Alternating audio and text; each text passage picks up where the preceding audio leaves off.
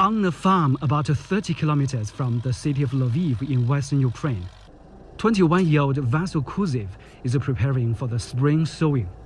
So far, the family has sowed about a third of its 50 hectares of land, mostly with wheat. They have decided to plant soy when the weather gets warmer. Now I have to spend more money on sowing.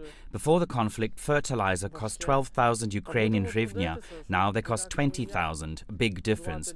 Because of the active fighting in eastern Ukraine, not many people are able to farm, so western Ukraine is responsible for most of the sowing. The neighborhood has a total land area of around 3,000 hectares, mostly producing grains like winter wheat and barley, plus early crops like soy and corn. We paid a visit to the village office and met up with its head, Kozak Stepan. He told us the conflict has made life harder in the village. We mainly plant winter grains, which we sowed during last fall on 50% of cultivated land. Now, soy and corn are being planted, but the conflict has still affected us a lot. Fuel, fertilizers, and protection from pests have become more expensive. Known as Europe's breadbasket, Ukraine is a major exporter of wheat, barley, sunflower, and corn. But this year, experts predict at least one-third of the land normally used for spring crops, such as corn and sunflower, is likely to go unplanted.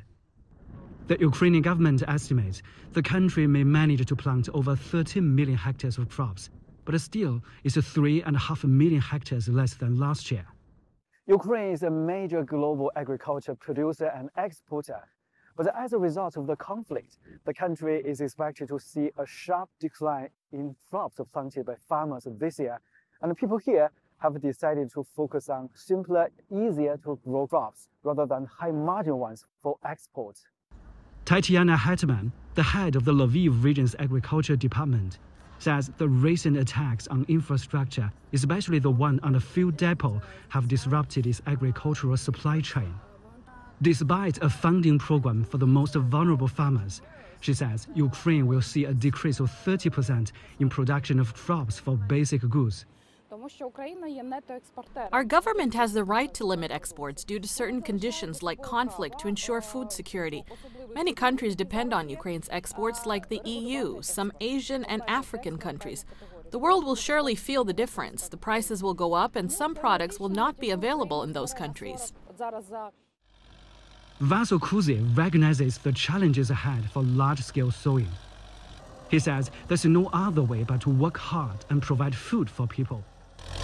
For now, he wishes for peace in the country and an end to the ongoing conflict.